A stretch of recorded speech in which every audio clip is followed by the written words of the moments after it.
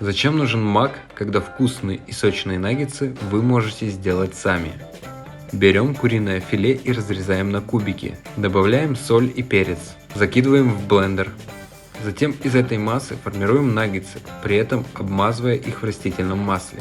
Теперь обваливаем их в панировочных сухарях и выкладываем на доску. Делаем кляр и к муке добавляем разрыхлитель и специи на ваш вкус. Добавляем немного воды и хорошенько перемешиваем. Валяем наггетсы в кляре и жарим их во фритюре. Вкуснейшие наггетсы своими руками. Бон аппетит, друзья!